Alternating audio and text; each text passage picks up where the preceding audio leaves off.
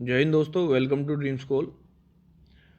और आज का हमारा सेशन होगा मेंसुरेशन पार्ट नंबर 3। ठीक, पार्ट नंबर फर्स्ट और सेकंड हमने ऑलरेडी डिस्कस कर लिया है। और जैसे कि आपको पता ही है कि पार्ट नंबर 1 में हमने दो फिगर्स के बारे में डिटेल में पढ़ा था, स्क्वायर और रेक्टेंगल। पार्ट नंबर 2 में हमने ट्रायंगल के बारे में पढ़ा। अब हमारा ये थर्ड पार्ट होगा मेंसुरेशन का। इसमें भी हम कुछ फिगर्स के बारे में जानेंगे और उससे रिलेटेड क्वेश्चंस करेंगे। तो आज का जो हमारा टॉपिक है वो है पैरेललोग्राम, यानी कि समांतर चतुर्भुज। देखो ये होता क्या है, हालांकि इमेज के माध्यम से मैं आपको समझाने की कोशिश करूंगा। एक रेक्टेंगल होता है ना, रेक्टेंगल, जब आप रेक्टेंगल को ऐसे पिचका देते हो तो वो बन जाता है पैरेललोग्राम। जैसे आप ये देखो इमेज में, ये दिखाई दे रहा होगा, यानी कि आमने सामने वाली जो साइड्स होंगी, जो भुजाएं होंगी, वो बराबर होंगी। अगर ये ए है तो ये इधर भी ए होगी, अगर ये बी है तो ये इधर भी बी होगी। आमने सामने वाली भुजाएं बराबर होंगी और पैरेलल होंगी। पैरेलल मतलब समांतर। ठीक है, तो वहीं से इसका नाम रखा गया है समांतर चतुर्भुज। चार भुजाएं और समांतर हैं अपोजिट, तो समांतर चतुर्भुज। समझ आई बात आपके? अब एज यूजुअल इसके बारे में भी हम कुछ बात जानेंगे। तो जैसे कि ये चैप्टर है हमारा क्षेत्रमिति यानी कि मेंसुरेशन, तो इसमें पढ़ते क्या क्या हैं आप कहोगे जी, एक तो आपने अभी तक पढ़ाया हमें पैरामीटर, ठीक है ना, पैरामीटर या पेरीमीटर जो मर्जी बोल दो इसको, पेरीमीटर। पेरीमीटर होता क्या क्या है कि बाहर बाहर वाली ये भुजाएं, यानी आउटर बाउंड्रीज को जब आप जोड़ दोगे इन सबको, ठीक, तो हमारा पेरीमीटर हो जाएगा। अब जैसे ये इधर ए है और ये इस तरफ भी ए है और इस तरफ बी है और इधर भी बी है, तो आप ये बोलोगे सर ये हो गया जी 2a प्लस 2b। भाई दो बार a जोड़ा, दो बार b जोड़ा, तो इस बात को हम लिख सकते हैं 2a प्लस b। ये एक पैरेललोग्राम का क्या हो जाएगा मेरे दोस्त, ये हो जाएगा एक पेरीमीटर। पेरीमीटर यानी कि परिधि या परिमाप, कुछ भी आप कह सकते हो इसको। समझ आ रही होगी बात आपके? तो एक बेसिक सी बात हो गई। अब हम बात करते हैं इसके एरिया पर, यानी इसके क्षेत्रफल पर। तो एरिया, या इसे हिंदी में क्या कह दो भाई, क्षेत्रफल। क्षेत्रफल ये कितना हो जाएगा? देखो यहां मैं आपको दो फॉर्मूले बताऊंगा, ठीक, दोनों अपने आप में महत्वपूर्ण है। क्वेश्चन में जिस चीज की रिक्वायरमेंट होगी आप उसको अप्लाई कर देना। एक तो होता है 1/2 इंटू ए प्लस बी, ठीक, इंटू एच। और अब आप बोलोगे एच क्या है? एच देखो एक हाइट है। अगर मैं इस पॉइंट से यहाँ पर एक परपेंडिकुलर डाल देता हूँ, ये एक अगर परपेंडिकुलर है, मान लीजिए 90 डिग्री का कोण इधर बनता है, तो ये हो जाती है एच, ये हाइट हो जाती है इसकी। समझ आई बात? तो एक तो ये आपका फॉर्मूला है। दूसरा कौन सा होगा मैं बताना चाह रहा हूँ आपको, ए इंटू एच, केवल ए, यानी कि ए इंटू एच, ये भी इसी का फॉर्मूला है मेरे दोस्त। ध्यान रखना बात को थोड़ा सा, दोनों अपने आप में अलग अलग फॉर्मूलाज हैं। ये भी एरिया का है और ये भी एरिया का है, जिसकी जैसे रिक्वायरमेंट होगी हम ऐसे कर देंगे। अब आप बोलोगे ये वाला फॉर्मूला आ कहाँ से गया, कहाँ से आपने लगा दिया? ठीक है, तो अलग अलग तरीके हैं भाई। तुम देखो, अगर मैं इस पॉइंट को इधर से इधर मिला देता हूँ, इधर से इधर मैंने इसको मिलाया, ठीक है, तो दो अलग अलग त्रिभुज बन गए। ठीक है, या आप ऐसे भी कह सकते हो कि इससे इस तरफ मिला दिया हमने, ये हमने मिला दिया। ठीक है, अगर मैं इसे कहूँ कि ये ए है और ये बी है और ये सी है और ये इधर हो गया क्या, डी। ठीक है दोस्त, ये सारे के सारे हमने लिख दिए यहाँ पर। ठीक है, अलग अलग इसको नाम दे दिए ए बी सी। अब देखो एक ट्राइंगल है, अगर मैं इस ट्राइंगल में लेता हूँ ए डी बी, यानी ये जो ट्राइंगल होगा ये इसका क्षेत्रफल, ठीक, और इस वाले ट्राइंगल के जब क्षेत्रफल को जोड़ दूंगा तो पूरे पैरेललोग्राम का क्षेत्रफल आ जाएगा। समझ आई बात? अब देखो केवल इस वाले ट्राइंगल का अगर मैं क्षेत्रफल निकालूंगा ए डी बी, तो आप ही बोलोगे जी त्रिभुज का फॉर्मूला होता है हाफ आधार गुणा ऊंचाई। आधार कितना है? ए है, और ऊंचाई कितनी है? एच। अब देखो इस वाले का ये आया ना, और इधर वाले का भी यही होगा क्योंकि बेस दोनों में सेम है। अब यहां से मैंने इसे जोड़ दिया, 1/2 ए इंटू एच। अब जब इन दोनों को जोड़ दूंगा ना, ऐड कर दूंगा, तो आप देख रहे होंगे यही आ जाएगा। यानी कि ये जो नया फॉर्मूला हमने बनाया है ना, ये कहाँ से बनाया है, इस वाले ट्राइंगल का क्षेत्रफल निकाला, एरिया निकाला, प्लस इसका निकाला, दोनों को जोड़ दिया तो ये आ गया। ठीक है, और ये बेसिक पैरेललोग्राम का फॉर्मूला होता ही है। समझ आ गई होगी बात आपके। ठीक, अब हम चलते हैं इसके क्वेश्चंस पे। इसके क्वेश्चन पेपर में पूछे कैसे जाते हैं, इन फॉर्मूला का इस्तेमाल कैसे करना है, अब हम वही देखेंगे। तो ये देखो, ये हमारा पहला क्वेश्चन है। ठीक, और यहां से आप बात को समझो। The two sides of parallelogram are 10 centimetre and 8 centimetre. दोनों भुजाएं दी हुई हैं। मैं यहाँ पे लिख देता हूँ कि भाई ए इसने कहा है 10 और बी इसने कितना बोल दिया 8। ठीक है, आगे देखो, find the area of parallelogram if the height is 5 centimetre. उसने कहा है कि इसकी हाइट जो है 5 सेंटीमीटर है, तो इसका क्षेत्रफल यानी कि एरिया ज्ञात करें। अब आप बोलेंगे एरिया के दो फॉर्मूले बताएं और दोनों से ही काम बन जाएगा, तो हाँ बिल्कुल दोनों से ही बन जाएगा। आप जो मर्जी फॉर्मूला लगा के निकाल लो, मैं दोनों से निकाल के आपको दिखाता हूँ। Area equals to 1/2 A plus B और इंटू क्या है, एच है। ठीक है, अब आप देखो 1/2 ए प्लस बी कितना हो जाएगा 18 और इंटू आप कर दोगे 5। ठीक है, इससे मैंने ये कट करा तो ये कितना आ गया जी 9। ठीक, और यहाँ पे कितना आ गया 9 पंजे 45, यानी कि क्षेत्रफल कितना आ गया 45 सेंटीमीटर स्क्वायर। ये इसका आंसर हो गया। समझ आ गई बात आपके। ठीक है, 45 सेंटीमीटर स्क्वायर ये है इसका आंसर। ठीक, कोई दिक्कत नहीं किसी भाई को यहाँ तक। अब हम चलते हैं अगले सवाल की ओर। ये है हमारा क्वेश्चन नंबर 2। इसे पढ़ेंगे हम।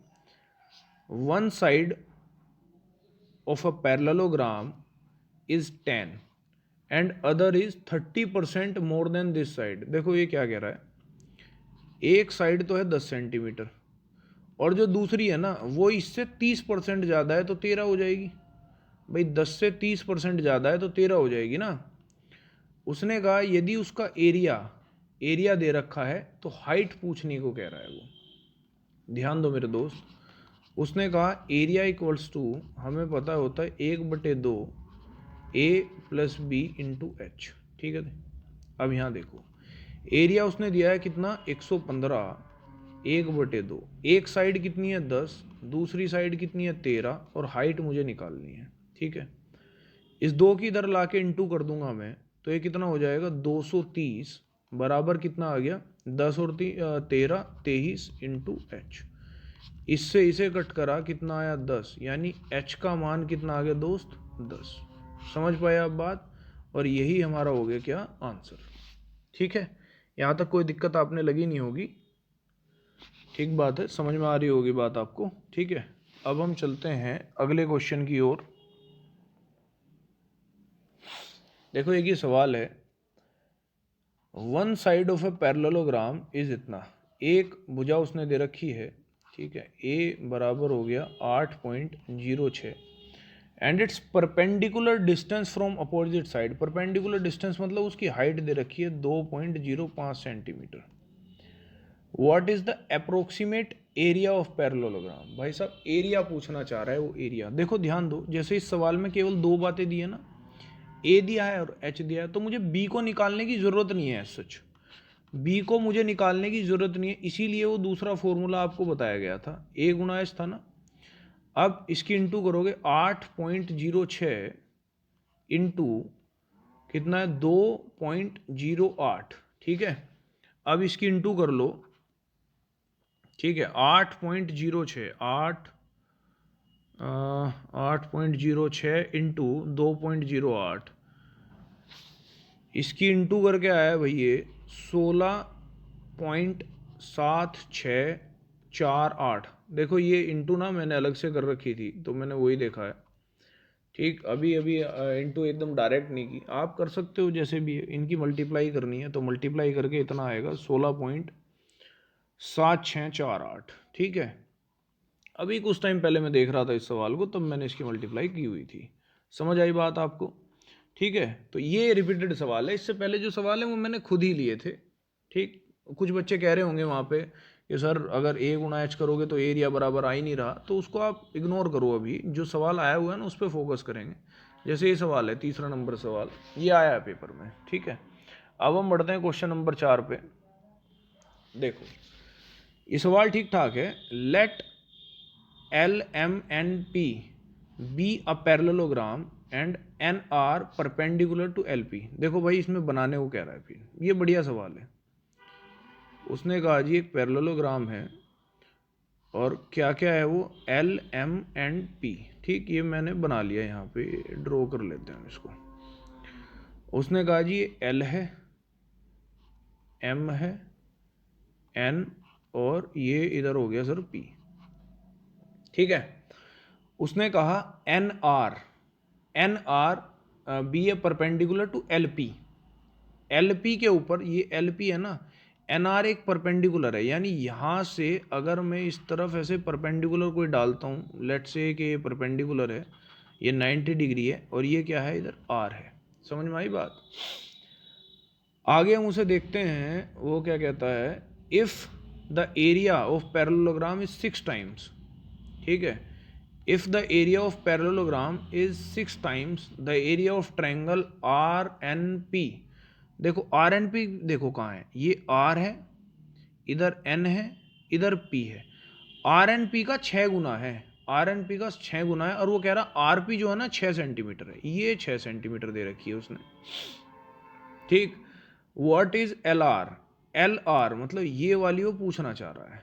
देखो ध्यान दो, उसने कहा क्या है और पूछ क्या रहा है। उनने कहा जो क्षेत्रफल है पैरेललोग्राम का, पूरे पैरेललोग्राम का जो एरिया है ना, यानी कि L M N और P का जो क्षेत्रफल है वो दूसरा क्या दे रखा है, R N P के क्षेत्रफल का 6 गुना है, यानी अगर ये 6 है तो ये 1 है।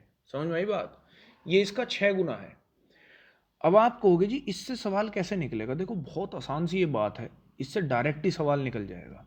कैसे निकलेगा मैं आपको बताता हूँ, बात को थोड़ा ध्यान से समझना। ये जो त्रिभुज है, हाँ ये जो त्रिभुज है RNP, इसमें जो जो RN है वो तो एक तरीके से इसकी ऊंचाई है ना। अगर मैं यहाँ त्रिभुज का फॉर्मूला लगाऊं, आप कहोगे सर त्रिभुज का फॉर्मूला आप बटे में लगाओगे तो आप इसे लिख दोगे 1/2 गुणा आधार 6 दिया हुआ है और ऊंचाई h मान लो आप, यानी अगर मैं इसे h मान लेता हूँ, इसको h मान लेता हूँ, ठीक है। ठीक है मेरे दोस्त, उसी चीज को आप कहोगे कि अगर इस पूरे का निकालो, आप पूरे का निकालो तो पूरे में आप ये कह दोगे जी पूरे का एक क्षेत्रफल हमारा a गुणा h होता है। कितना होता है? a गुणा h, और ये बराबर दिया हुआ है 6/1 के। देखो यहाँ a से a खत्म हो जाएगा, इससे ये कट करूंगा तो कितना आएगा 3, ठीक है। यानी a का मान कितना आ गया 18। a का मान कितना आ गया सर 18। a क्या है? a ये पूरी भुजा है, कोई भी भुजा आप ले सकते हो ना, a ये पूरी भुजा है 18।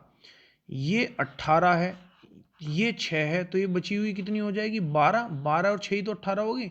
इसका मतलब LR की लंबाई कितनी होगी 12 सेंटीमीटर, और यही हो गया आपका आंसर। समझ आई बात? ठीक है, बड़ा ही जबरदस्त सा ये सवाल है। उसने कहा था जी इसका जो क्षेत्रफल है त्रिभुज से 6 गुना है, वही हमने लिख दिया यहाँ 6 गुना करके। फिर उसने हमने यहाँ एक पैरेललोग्राम का फॉर्मूला रखा, एक त्रिभुज का फॉर्मूला रखा, क्षेत्रफल था तो क्षेत्रफल का रखा। उसके बाद ये इस अनुपात में थे, यहाँ से a का मान निकाला, यानी कि इसकी जो एक वाली भुजा है ये कितनी होगी 18 होगी, ये 6 इधर दिया हुआ तो 12 इधर होगी। तो आंसर कितना हो गया दोस्त हमारा 12 सेंटीमीटर। बहुत ज़बरदस्त सा ये सवाल है, ध्यान रखना जरा इसको। अब हम चलते हैं अपने अगले टॉपिक, अगली फिगर की ओर, जिसे हम कहते हैं रोम्बस। रोम्बस यानी कि समचतुर्भुज। देखो स्क्वायर होता है ना, स्क्वायर, स्क्वायर को जब पिचका देते हैं तो रोम्बस बन जाता है। कैसे? वो ऐसे देखो, स्क्वायर यानी वर्ग आपने पढ़ा ही होगा, इसकी सारी भुजाएं आपस में बराबर हैं। ये भी बराबर है, ये भी a है, ये भी a है और ये भी a है, सारी की सारी ये आपस में बराबर है, कोई इनमें दिक्कत नहीं है। बस क्या करा, हल्का सा पिचका दिया, उससे प्रभाव क्या पड़ेगा, ये एंगल 90 डिग्री का नहीं रहेगा। समझ में आ रही ना बात आपके? बस इतना ही है। अब सेम चीज इसमें भी हम जानेंगे। एक पेरीमीटर होगा हमारा, पेरीमीटर, पेरीमीटर मतलब सारी की सारी भुजाएं जोड़ दो आप बाहर वाली, कितना हो गया 4a। जैसे स्क्वायर का भी तो यही होता है। दूसरा हमारा यहाँ आ जाता है एरिया। एरिया इसका होगा area 1/2 into D1 into D2। अब आप बोलोगे जी D1 D2 क्या आपने लिखा है, तो मैं आपको अब बताता हूँ D1 D2 है क्या। दरअसल अगर आप इसको इधर ज्वाइन कर दोगे ना, इसको अगर आप इधर मिला दोगे, यानी जो डायगोनल बन गया, ये विकर्ण जो बना, तो ये कितना हो गया D1। और ये जो दूसरे वाला विकर्ण होगा, ये जो दूसरे वाला विकर्ण होगा यहाँ से लगा के ये यहाँ तक, इसे क्या बोल देंगे हम, इसे बोल देंगे हम D2। ठीक है, ये लाइन सीधी नहीं है, बाकी सीधा ही होता है दोस्त।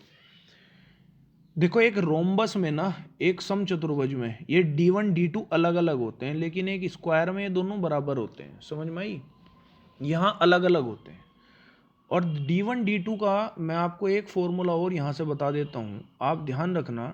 D1 का स्क्वायर प्लस D2 का स्क्वायर, और ये बराबर होगा कितने के, 2a के स्क्वायर के, 2a के स्क्वायर के। कभी कभी ऐसा हो ना, आपको एक विकर्ण दे दे, रोम्बस की भुजा दे दे और दूसरा पूछ ले, तो ये फॉर्मूला आप लगा देना। केवल आपने इस चैप्टर में इसके 3 बातें ध्यान रखने की जरूरत है, बाकी कोई बात आपको ध्यान रखने की जरूरत यहाँ से नहीं है। समझे आप बात को? ठीक है, अब हम चलते हैं आगे और देखते हैं कि क्वेश्चन होंगे कैसे। ये देखो, ये इसी का एक सवाल है, इसे हम पढ़ते हैं। ठीक, find the area of rhombus, find the area of rhombus one of whose diagonal is near 8 centimetre and other is 10 centimetre. उनने कहा जी क्षेत्रफल बताओ जिसमें इसका एक विकर्ण जो है ना, एक विकर्ण तो 10 है और दूसरा कितना है, 8 है। हम कहेंगे क्षेत्रफल होता है 1/2 गुणा D1 गुणा D2। ठीक है, दोनों विकर्णों की गुणा, तो हम यहाँ कह देंगे 1/2 गुणा 8 गुणा 10, ऐसे कर देंगे। इससे इसे भाग लगाया, कितना आ गया 5, और 8 पंजे 40 सेंटीमीटर स्क्वायर इस रोम्बस का क्षेत्रफल हो गया। समझ पाए ना आप बात? डायरेक्ट उसने उसके विकर्ण दिए हुए थे, डायगोनल्स दिए हुए थे, तो हमने उसी तरीके से आंसर निकाल लिया। ये फॉर्मूला भी बताया मैंने आपको। ठीक, अगला सवाल देखते हैं यहाँ पे। ये देखो आप, ये कह रहा है the parameter of rhombus is इतना। ये पेरीमीटर यानी परिमाप दिया हुआ है, साइड में को लिख लो इसे। P बराबर कितना होता है, मतलब कितना दिया हुआ है 146, परिमाप होता है 4a बराबर 146। ठीक है जी। अब अगर मैं इसे 4 से भाग लगाने की कोशिश करूंगा तो आप कहोगे जी ये 146 डिवाइडेड बाय 4। ठीक है, इसे 2 से भाग लगा लो पहले आप, 2, ये कितना हो जाएगा ऊपर, 73 हो जाएगा जी। ठीक है, अब देखो पूरा नहीं कट रहा, कोई दिक्कत ना है, पूरा नहीं कट रहा तो पॉइंटों में निकाल लो आप, या इतना ही रहने दो। ठीक, अगर इतना भी रहने दोगे कोई दिक्कत नहीं आएगी। 73/2 यानी कि एक भुजा जो है ना वो 73/2 की है। आगे पढ़ते हैं चलो। And one of its diagonal is 55। उनने कहा जी उसका एक विकर्ण जो है ना वो कितना है, 55 सेंटीमीटर का है, 55 सेंटीमीटर।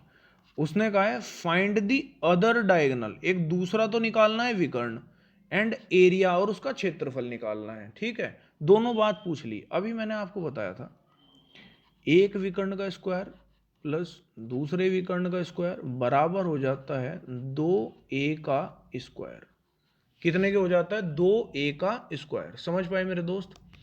अब यहां से आप देखोगे कि एक विकर्ण तो इसने दिया हुआ है, एक विकर्ण कितना दे रखा है, आप बोलोगे 55 दे रखा है। ठीक है जी, तो हम 55 का स्क्वायर लिखते हैं। ठीक, यहां हम करेंगे 55 का वर्ग प्लस दूसरा विकर्ण इसने नहीं दिया कि वो हमें निकालना है, बराबर a का मान कितना है 73/2, यानी a गुणा 73 भाग 2, ये 73 है, 70 और 3 73। ठीक है, और इस पूरी वैल्यू का हमें क्या करना है, स्क्वायर करना है मेरे दोस्त, 1/2। इस 2 से ये 2 खत्म हो जाएगा। ठीक, 55 का अगर वर्ग करोगे तो कितना आएगा, 25 और 6 पंजे 30, ये कितना आ जाएगा 30, यानी कि 30/25 आ गया। समझ में आ रही है ना बात मैं क्या कर रहा हूँ? ठीक है, दूसरा हमें निकालना ही है, तो इसको हम क्या लिखेंगे, D2 का स्क्वायर बराबर 73। 73 का देखो जो वर्ग होता है ना वो कितना हो जाता है, 53 29 हो जाता है इसका वर्ग। ठीक है, अब देखो भाई, D2 का स्क्वायर बराबर 53 29 में से मुझे घटाना पड़ेगा, कितना घटाना पड़ेगा, 30 25, क्योंकि ये इधर आके माइनस में हो जाएगा ना मेरे दोस्त। तो इसमें से घटाओ, 9 में से 5 गए 4, ठीक, और 2 0, कितना आ गया 3, और ये 2, ये आ गया 2304। अगर आप 2304 को देखोगे कि 2304 जो है किसका वर्ग है, तो ये कितने का हो जाएगा मेरे दोस्त, 2304, ये हो जाएगा 4 6 44 का बैठेगा शायद। 2304 मैं एक बार कैलकुलेट कर लेता हूँ भाई, मन मन में समझ लेता हूँ बात को, 44 का ही है क्या, 46 का होगा ये।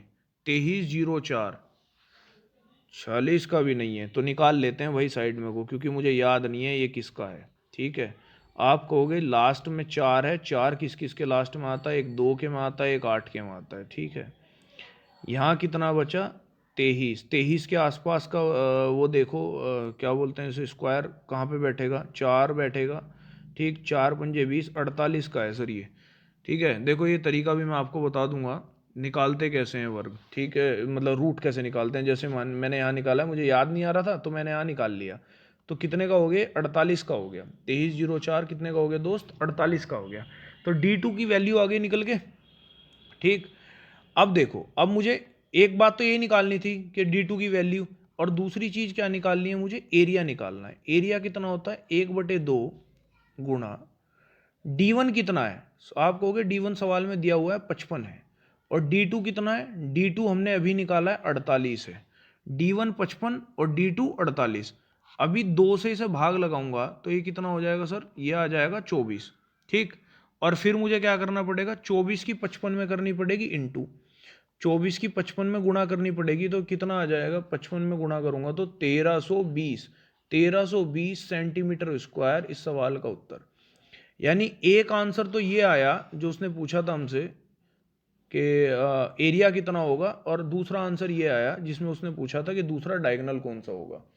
दोनों आंसर हमने यहाँ से इजीली कैलकुलेट कर लिए। तो आपने देखा होगा कि जो फॉर्मूला मैंने बताया था ना, उसका भी यूज होता है। अगर वो नहीं पता होता तब अलग तरीके से हम सवाल को करते। समझ आ रही है बात आपके, ठीक है, लेकिन ये बहुत बढ़िया है, तो आप इसको ध्यान में रखना थोड़ा सा।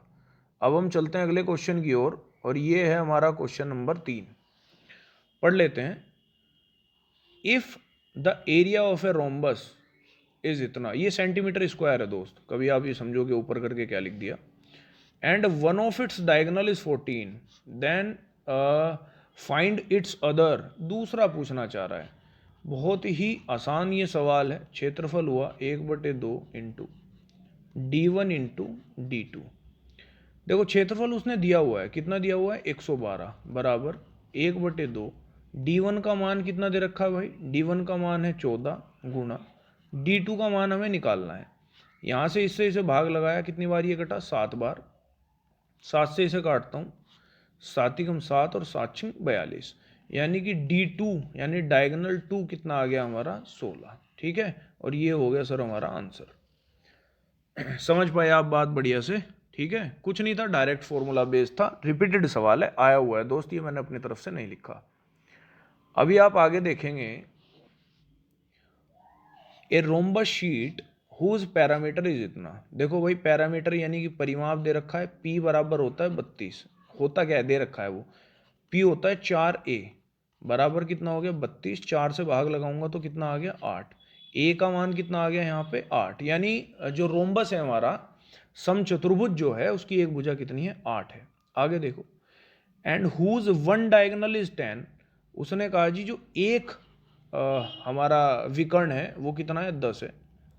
आगे पढ़ लेते हैं, along is painted both side at the rate of, along is painted on both side at the rate of 5 रुपये पर metre square, find the cost of painting.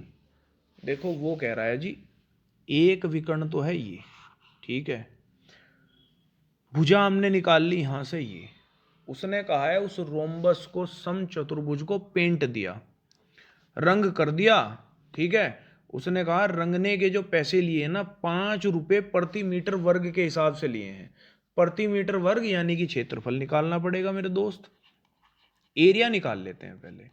1/2 गुणा D1 का मान कितना है 10 है और D2 का मान हमें पता ही नहीं है अभी, तो D2 का भी निकालना पड़ेगा भाई, एरिया रोकना पड़ेगा अभी। यहाँ देखो D2 का मान निकालने के लिए D1 का वर्ग कितना हो गया 100 प्लस D2 का वर्ग बराबर 2a, ये 8 दूनी 16 और 16 का वर्ग कितना हो जाएगा सर 256। ठीक है, आप बोलोगे D2 का जो वर्ग आया वो कितना आया 256 माइनस 100 कितना आ गया सर 156।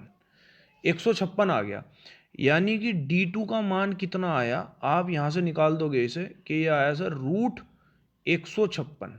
√156 4 की इंटू हो सकती है, यानी कि 2 बाहर निकल जाएगा और कितना बचेगा ये 4 तिया 12 और 4 9 36, यानी कि √2√39 आ गया हमारा D2। अब हम D2 को यहाँ लिख देंगे भाई, क्योंकि क्षेत्रफल के लिए हमें D2 की जरूरत पड़ रही थी ना, 2√39। ये देखो 2 से 2 खत्म, तो हमारा जो एरिया आया है वो कितना आया 10√39। ठीक है, 10√39 मीटर स्क्वायर, 10√39 मीटर स्क्वायर। उसने कहा जी 1 मीटर के लेने हैं 5 रुपए, 1 मीटर के लेने हैं 5 रुपए। तो टोटल जो कॉस्ट होगी, टोटल जो पैसे लगेंगे, तुम कहोगे जी क्षेत्रफल में 5 की गुना कर दो, पता चल जाएगा कितने पैसे लग रहे हैं। तो 10√39 इंटू 5। ठीक है, तो अब यहां से हमारा क्या निकल गया दोस्त, ये आप ये बोल दोगे कि 50√39 रुपए हमारे लगेंगे और यही आंसर हो जाएगा। देखो रूट को सोल्व करने की ज़रूरत नहीं है, क्योंकि आपको जो ऑप्शन है ना वो इसी फॉर्म में मिलेंगे। ठीक है, रूट को सोल्व करने की आपने कोई ज़रूरत नहीं है। सवाल को इसको एक बार और देखना तुम ढंग से कि क्या क्या दिया हुआ है और कैसे कैसे मैंने किया है, समझ पाए ना बात। अब हम चलते हैं अपने लास्ट क्वेश्चन की ओर। ये तो प्रीवियस क्वेश्चन आ गया, लास्ट की तरह ये है हमारा लास्ट क्वेश्चन, क्वेश्चन नंबर 5। ये देखो, the length of diagonal are, यानी कि उसकी जो विकर्ण है ना उनकी लंबाई अनुपात में दे रखी है। एरिया ऑफ रोम्बस दे रखा है ये, find the side of rhombus. भाई साहब बढ़िया सवाल है, ध्यान देना थोड़ा सा। इसने कहा है एरिया यानी क्षेत्रफल, मुझे पता है 1/2 D1 इंटू D2 होता है। ठीक है जी, उनने कहा जो एरिया है वो कितना है 2250 बराबर 1/2 गुणा D1 D2 का अनुपात दे रखा है। इसने कहा जी 5:4 के अनुपात में दोनों तरफ एक एक x लगा लो, यानी ये 5x है ये 4x है। अगर मैं इनकी मल्टीप्लाई कर दूंगा तो ये 20x² हो जाएगा। इस 0 से ये 0 खत्म, इस 2 से ये 2 खत्म, यानी कि यहाँ से आ गया हमारा x² बराबर कितना आ गया सर 225, यानी कि x का मान हम यहाँ से निकाल सकते हैं, कितना आ गया सर 15। x का मान कितना आ गया 15, क्योंकि 225 15 का ही तो वर्ग होता है, तो x का मान कितना है 15। अब मैं यहाँ रख रहा हूँ 15 पंजे 75, एक डायगोनल तो है मेरा 75 और दूसरा डायगोनल 15 चौके 60, दूसरा डायगोनल कितना है 60। सवाल ने देखो पूछा क्या है, सवाल ने कहा है उसकी एक भुजा बताओ, एक साइड बताओ। मैंने आपको पहले ही बताया हुआ है साइड निकालते कैसे हैं। आप कहोगे जी आपने ये बताया था D1 का स्क्वायर प्लस D2 का स्क्वायर बराबर 2a का स्क्वायर, ये होता है सर। ठीक है, तो हम इसी को करेंगे। D1 कितना है 75, 75 का वर्ग निकालते हैं 25 और 8 सत्ते 56, यानी 56 25 प्लस D2 कितना हो गया सर, D2 हो गया सर 3600। ठीक है ना, 3600 बराबर इसको कर दो, ये कितना आ जाएगा जी, ये हो जाएगा हमारा यहाँ पे 4a², क्योंकि रूट से बाहर निकलेगा तो 4 आ जाएगा ना उधर। अब समझो आप इनको जोड़ लो, तो ये कितना हो गया 25। ठीक, 6 और 6 12, एक बचा 5 और 4 9। ठीक है, बराबर कितना आया 4a²।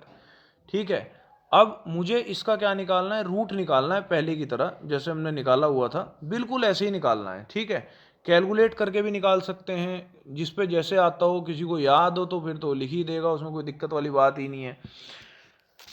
और इसको कर देना है भाग, 4 इधर आ जाएगा डिवाइड में, यानी ए स्क्वायर बराबर कितना आ गया 92/25 भाग 4। ठीक है, अब ये अगर पूरा डिवाइड हो रहा है दोस्त, यानी परफेक्ट रूट यदि निकल रहा है तो बात बनती है, नहीं तो बात नहीं बनती।